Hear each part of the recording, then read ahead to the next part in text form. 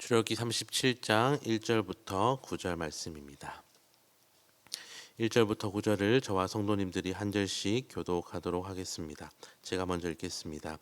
부살렐이 조각목으로 궤를 만들었으니 길이가 2규빗반, 너기가 1규빗반, 높이가 1규빗반이며 은금으로 안팎을 쌓고 위쪽 가장자리로 돌아가며 금태를 만들었으며 금고리 넷을 부어 만들어 네 발에 달았으니 곧 이쪽에 2고리요 저쪽에 2고리이며 조각목으로 채를 만들어 금으로 싸고 그 채를 궤 양쪽 고리에 꿰어 궤를 매게 하였으며 순금으로 속죄소를 만들었으니 길이가 2규빗반 너비가 1규빗반이며 금으로 그룹들을 속죄소 양쪽에 쳐서 만들었을 때 한 그룹은 이쪽 끝에 한 그룹은 저쪽 곧 속죄소와 한 덩이로 그 양쪽에 만들어 함께 읽겠습니다.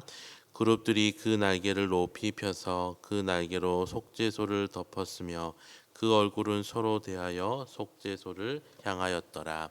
아멘. 출애굽기 25장에 먼저 하나님께서는 법궤를 어떻게 만들어야 하는지를 말씀해 주셨습니다. 그리고 그 명령에 따라서 부살렐은 법궤를 만들었습니다. 조각목으로 궤를 만들고 그 겉에는 금으로 씌웠습니다. 4개의 금고리를 만들고 그 고리에 막대기를 꿰어 놓아서 운반하기 쉽도록 하였습니다. 그리고 그 법궤의 뚜껑인 속죄소를 순금으로 만들어서 덮었습니다. 이 속죄소라는 것은 매년 속죄일에 속죄가 이루어지도록 피를 뿌려지는 기물이었습니다. 얼핏 보면 그냥 법궤의 단순한 뚜껑 역할을 하는 것 같지만 그룹이 양쪽으로 감싸고 있고 이스라엘 사람은 이곳을 시은소, 하나님의 은혜가 펼쳐지는 곳, 또한 하나님께서 앉으시는 보좌로 여겼습니다. 그런데 이러한 법궤는 당시에 이스라엘 백성만이 가지는 고유한 것은 아니었습니다. 이방 백성들도 자기 나름대로 섬기는 신들이 거한다고 생각하는 법궤를 가지고 있었습니다. 그리고 그 모양조차도 굉장히 유사하였습니다. 두 그룹이 있는 자리에는 자신들을 보호하여 준다고 생각하던 수호 천사들이 위치하였고 각종 귀중한 물품들을 궤 안에 넣어서 보관하였습니다. 그리고 이방 사람들은 그 수호 천사들 사이에 자신들이 섬기는 신의 형상을 올려놓았습니다. 하지만 하나님께서 명령하신 법궤의 시은소에는 이 속죄소에는 아무것도 놓여져 있지 않았습니다. 왜냐하면 하나님은 결코 조각이나 모양으로 만들 수 없는 분이시기 때문입니다. 이것이 이방인들이 섬기던 신과 다른 점이었습니다. 이방신들은 눈에 보이는 존재, 형상으로 만들어진 존재였지만 그것들은 아무런 능력이 없었습니다. 하나님은 형상으로는 자신을 드러내지 않으셨지만 하나님은 법궤와 성막 가운데에서 실제로 임재하심으로 자신을 드러냈습니다. 비록 눈에 보이지는 않으시지만 하나님은 실제로 성막 가운데 임재하셨습니다. 그리고 임재하신 하나님께서는 이스라엘의 인도자와 보호자가 되셔서 이스라엘을 다스리신 것입니다. 사랑하는 성도 여러분, 우리가 믿는 하나님은 눈에 보이지 않으시는 분이십니다. 때로는 이것이 우리를 답답하게 할 때도 있습니다. 이스라엘 백성은 10가지 재앙을 일으키시고 홍해를 가르신 하나님의 기적을 경험하였음에도 그들은 눈에 보이는 하나님을 믿기보다는 아론이 만들었던 눈에 보이던 신상을 바라보며 경배하였습니다.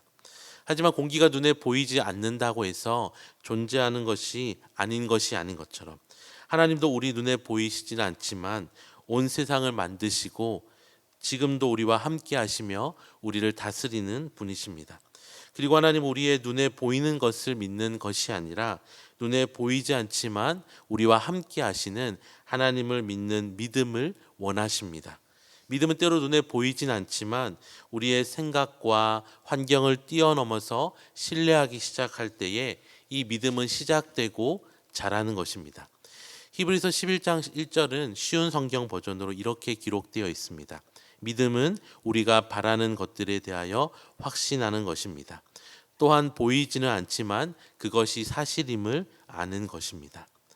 사랑하는 성도 여러분, 어제 우리는 함께 12회 동안 혈류증을 앓던 여자의 이야기를 들었듯이 때로는 당장에 눈에 보이지 않더라도 손을 내미는 그 작고 연약한 믿음을 통해서 하나님의 역사는 시작됩니다. 비록 우리가 겨자씨와 같은 작은 믿음을 가졌을지라도 하나님은 그 작은 믿음을 사용하셔서 놀라운 일을 이루실 수 있는 분이십니다.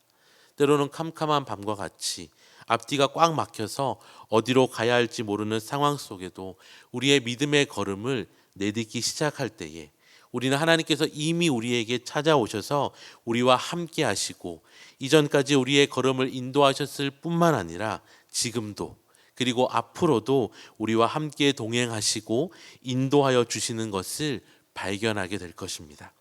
오늘도 함께 기도하실 때에 눈에 보이지는 않지만 우리와 여전히 함께 하시는 하나님을 신뢰하는 믿음을 달라고 기도하시고, 비록 작은 믿음이지만 믿음 가운데 내미는 우리의 작은 손짓과 작은 걸음을 통하여서 하나님의 역사에 동참하는 은혜와 축복을 달라고 기도하시는 저와 모든 성도님들 되시기를 주님의 이름으로 축원합니다.